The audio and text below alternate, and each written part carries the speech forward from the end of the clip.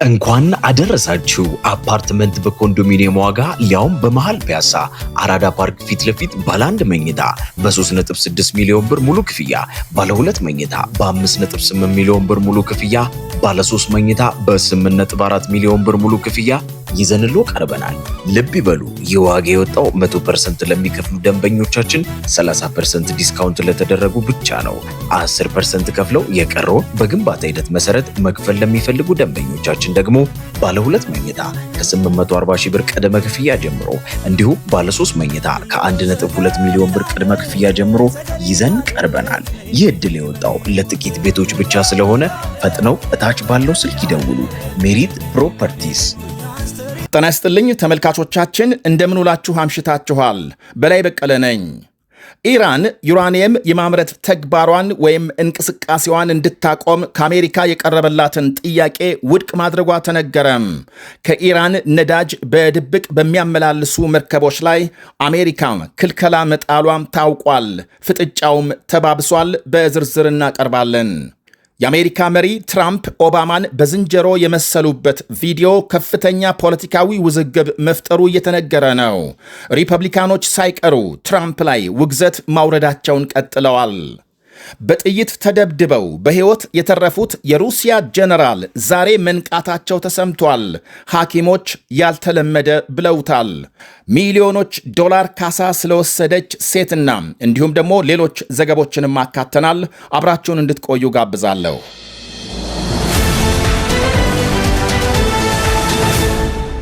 የአሜሪካ ፕሬዝዳንት ዶናልድ ትራምፕ የዘረኝነት ቪዲዮ መልቀቃቸውን ተከትሎ ከራሳቸው ፓርቲ ሳይቀር ከፍተኛ ውግዘትና ተቃውሞ እየደረሰባቸው መሆኑ ተነገረ። የቀድሞ ፕሬዝዳንት ባራክ ኦባማና ባለቤታቸውን ሚሼል ኦባማን በዝንጀሮ የሚመስል ቪዲዮ በማኅበራዊ መገናኛቸው ከለቀቁ በኋላም ከስልጣን እንዲነሱ ጭምር የሚጠይቅ ተቃውሞ እየተሰማ ነው ተብሏል። ውዝግብ ያስነሳው 60 ሰከንድ ገደማ የሚረዝመው ቪዲዮ ተቃውሞ መባባሱን ተከትሎ ከትራምፕ ማኅበራዊ ገጽ እንዲነሳ ተደርጓል። ፕሬዝዳንቱም ሆኑ የዋይት ሃውስ ቃል አቀባይ ቪዲዮ በስህተት የተለቀቀ ነው በሚል ያስተባብላሉ። ቢሆንም ውግዘትና ትችቱ ግን አሁንም ተጠናክሮ መቀጠሉ ታውቋል። በቪዲዮ ላይ ሌሎች በርካታ ታላላቅ ዲሞክራቶች በተለያዩ እንስሶች ተመስለው የቀረቡ ሲሆን የቀድሞ ውጭ ጉዳይ ሚኒስትር ሂላሪ ክሊንተን፣ ጆ ባይደንና የኒውዮርክ ከተማ ከንቲባም ዞራን ማምዳኒ ይገኙበታል። በትራምፕ ላይ የተነሳው ተቃውሞና ትችት ደግሞ ከራሳቸው የሪፐብሊካን ፓርቲ አጋሮቻቸው ጭምር ሲሆን የደቡብ ካሮላይና ሴናተር ስካት የተለጠፈውን ቪዲዮ ሲመለከቱ ውሸት አድርገው በማለት እንደጸለዩና ከነጩ ቤተ መንግሥት የተሰራጨ እንዲህ ያለ የዘረኛ ድርጊት በፍጹም አይተው እንደማያውቁ ገልጸዋል። ሌላው ሪፐብሊካን የኒውዮርክ ሴናተር ማይክ ሎውለር ይህንኑ ምስል ሆን ተብሎም ይሁን ወይም ደግሞ በስህተት ይለጠፍ ፍጹም ስህተትና አጸያፊ ተግባር ነው ሲሉ የኡታህ ሪፐብሊካን ሴናተር ጃን ካርቲስ ይቅር የማይባል ዘረኝነት ነው ሲሉ አውግዘዋል። በምንም አይነት ሊደረግ የማይገባ የነውር ሥራ መሆኑን የትራምፕ የቅርብ ሰው ቪዲዮ ከተለጠፈ በኋላም ነጩ ቤተ መንግሥት ደውለው አንድ ሰራተኛ በስህተት መልቀቁን እንደተነገራቸው ዘገቦች አመልክተዋል። የኢሊኖይስ ግዛት አስተዳዳሪ ትራምፕ የወጣላቸው ዘረኛ መሆናቸውን ሲገልጹ፣ የካሊፎርኒያ ገዢ ጌቪን ኒውሰም በበኩላቸው እያንዳንዱ የሪፐብሊካን ፓርቲ አባል ድርጊቱን ሊያወግዝ እንደሚገባም አስገንዝበዋል። በተመሳሳይ በርካታ ሪፐብሊካኖችና ዲሞክራቶች ቪዲዮ ከተነሳ በኋላም ፕሬዝዳንቱን ማውገዝ እንደቀጠሉ መሆናቸው ሲነገር፣ ባራክ ኦባማ ግን እስካሁን ምላሽ አልሰጡም። ትራምፕ ኦባማን በመተቸትና በመጎንተል ሲታወቁ፣ ከዚህ ቀደም ኦባማም ኬንያ የተወለዱ በመሆናቸው የፕሬዝዳንትነት መስፈርቱን አያሟሉም በማለት ሲከራከሩ ከቆዩ በኋላ ኦባማም አሜሪካ መወለዳቸውን አምነው ተቀብለዋል። ሩሲያና ዩክሬን እስከ መጪው ሰኔ ጦርነት እንዲያቆሙ አሜሪካ እንደምትፈልግ ፕሬዝዳንት ዜሌንስኪ ገለጹ። ሁለቱ ተፋላሚ ወገኖች በቀጣዩ ሳምንት ለንግግር አሜሪካ መጋበዛቸው ታውቋል። ሁለቱ ወገኖች ሩሲያና ዩክሬን አሜሪካ ተገናኝተው እንዲነጋገሩ ሲደረግ ያሁኑ ለመጀመሪያ ጊዜ ነው ተብሏል። ንግግሩ ምናልባትም በአሜሪካ ሚያሚ ውስጥ ሊካሄድ እንደሚችል የገለጹት ዜሌንስኪ በንግግሩ እንደሚሳተፉ አረጋግጠዋል። በጉዳዩ ላይ ከአሜሪካም ሆነም ከሩሲያ በኩል የተሰጠ አስተያየት የለም። ዜሌንስኪ ዛሬ ቅዳሜ ለሪፖርተሮች በሰጡት ቃል ትላንት በአቡዳቢ የተካሄደው የሁለቱ ወገኖች ንግግር የተለየ ውጤት እንዳልታየበት ገልጸዋል። አስቸጋሪ የሆኑ ጉዳዮች አስቸጋሪ እንደሆኑ ቀጥለዋል ያሉት ዜሌንስኪ በተለይ ዩክሬን ጫና ውስጥ የገባችበት የመሬት ጉዳይ አወዛጋቢ እንደሆነ መቀጠሉን አመልክተዋል። ስምምነት ለመድረስ የተቀመጠ ጊዜ ገደብ ካለ ተጠይቀው ዜሌንስኪ በሰጡት ምላሽ የአሜሪካ መሪዎች ሁሉም ነገር እስከ ሰኔ ተጠናቆ ስምምነት እንዲደረስ እንደሚፈልጉ መግለጻቸውን ጠቅሰዋል።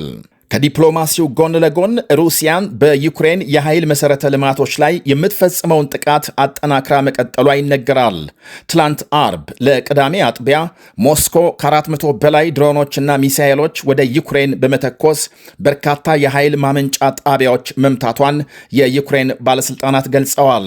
በጥቂቱ በ4 ግዛቶች የሚገኙ የኃይል ማከፋፈያ ጣቢያዎች መውደማቸውን፣ በምዕራብ ሌቪቭ ግዛት በብዙ ሺህ የሚቆጠሩ ነዋሪዎች ከኤሌክትሪክ ውጪ መሆናቸውንና ለአደገኛው የክረምት ቅዝቃዜ መጋለጣቸውን አክለዋል። ኢራን ዩራኒየም የማበልጸግ ስራዋን እንድታቆም በአሜሪካ የቀረበውን ጥያቄ ውድቅ ማድረጓ ተነገረ። በኦማን በተካሄደው የሁለቱ ሀገሮች ንግግር ቴሄራን ዩራኒየም የማምረት ተግባሯን እንድታቆም ከአሜሪካ የቀረበውን ጥያቄ ውድቅ ማድረጓን አንድ ዲፕሎማት ለሮይተርስ ገልጸዋል። ባይሆን በመጠንና አይነት ላይ ለመነጋገር ፈቃደኛ ነን ብለዋል የኢራን ባለሥልጣናት።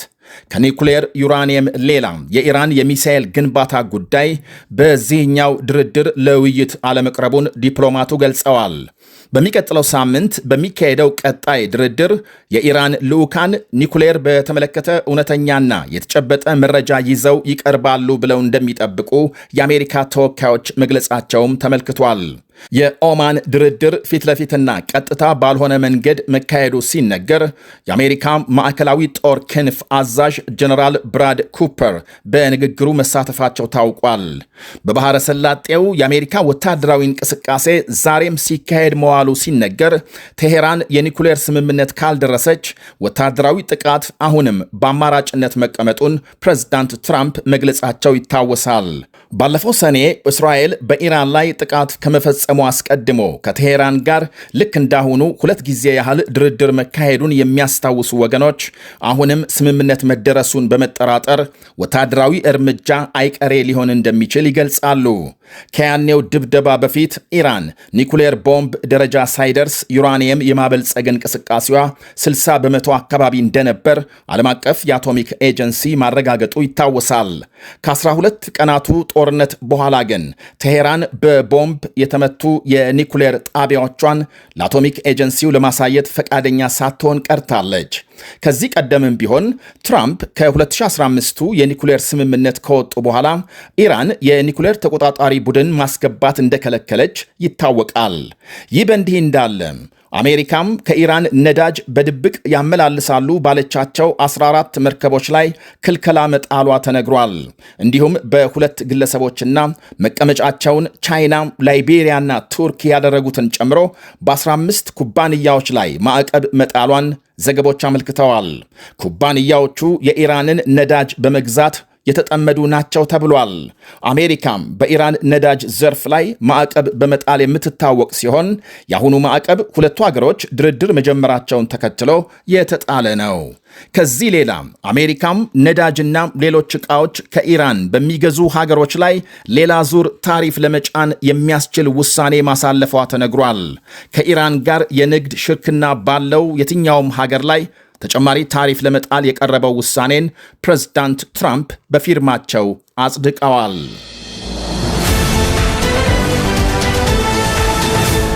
በበርካታ ጥይት ተደብድበው ለጥቂት የተረፉትና ሆስፒታል የገቡት የሩሲያ ጀነራል ዛሬ መንቃታቸው ተነገረ።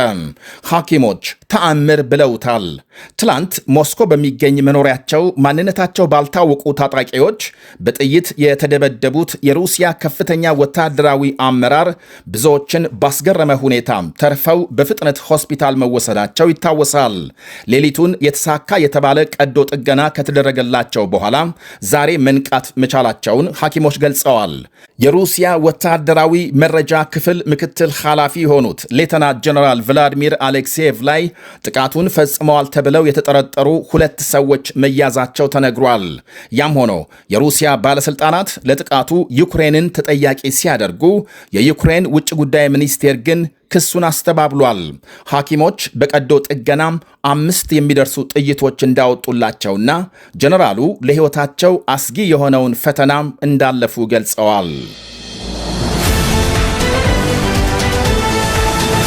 የአሜሪካ ፍርድ ቤት በታክሲ ሹፌር ለተደፈረች ሴት $8 ሚሊዮን ካሳ እንዲከፈል ወሰነ። ኡበር በመባል የሚታወቀው የታክሲ አገልግሎት ሰጪ ኩባንያ አሽከርካሪ ከ2 ዓመት በፊት በምሽት ወደ ቤቷ በመጓዝ ላይ የነበረች ሴት ደፍሯል የሚል ክስ ቀርቦበት ክርክር ሲካሄድ ቆይቷል። አሁን ክርክሩ ፍጻሜ አግኝቶ የአሪዞና ፍርድ ቤት ትላንት በዋለ ችሎት ኩባንያውን ተጠያቂ በማድረግ $8.5 ሚሊዮን ለሴትየዋ ካሳ እንዲከፍል ወስኖበታል። ውሳኔው በኩባንያው ላይ በተለያየ ጊዜ በቀረቡ በሺዎች የሚቆጠሩ ተመሳሳይ ክሶች ላይ ተጽዕኖ ሊያሳድር እንደሚችል ተነግሯል።